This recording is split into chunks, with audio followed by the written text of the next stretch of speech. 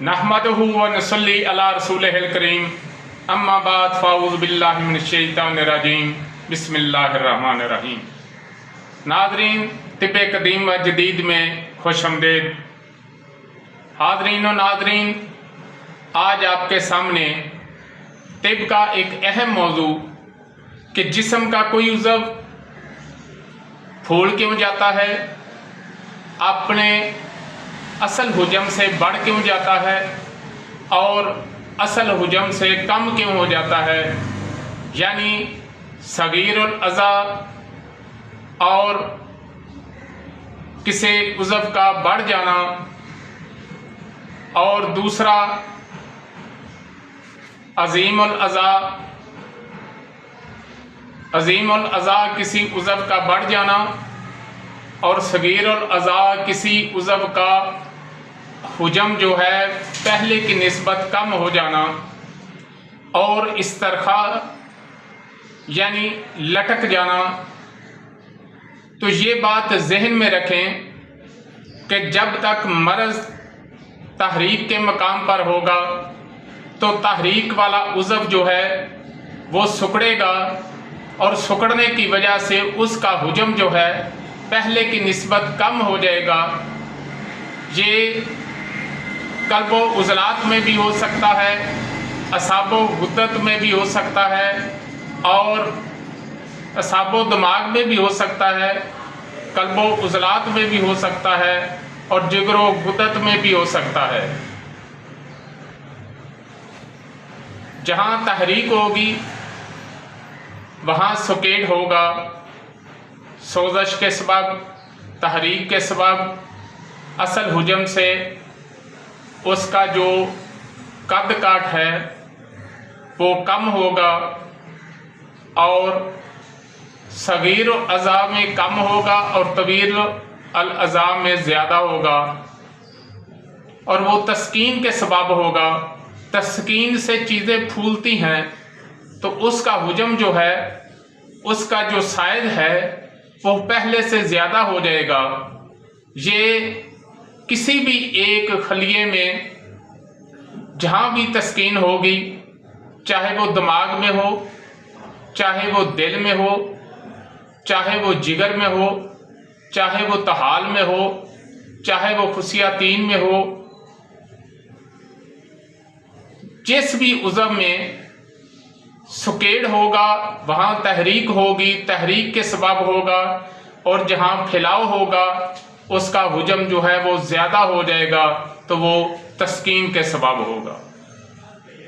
और जहाँ तहलील होगी, इस्तरखा होगा, वहाँ लटक जाएगा, बेजान हो जाएगा या लटक जाएगा। इसको फालज भी कहा जा सकता है। ये तूलन और अर्जन यानी लंबाई में, चौड़ाई में, किसी भी जगह और जिस्म के दोनों तरफ हो सकता है। जिस खलिए में, जिस टिश्यू में तहरीक होगी वहाँ सकेड़ होगा और जिस टिश्यू में तस्कीन होगी वहाँ फैलाव होगा, वहाँ फूला हुआ होगा और जिस टिश्यू में तहलील होगी वो बेजान होगा, लटका हुआ होगा और फालज की कैफियत होगी। ये बात अपने जहन में रखें।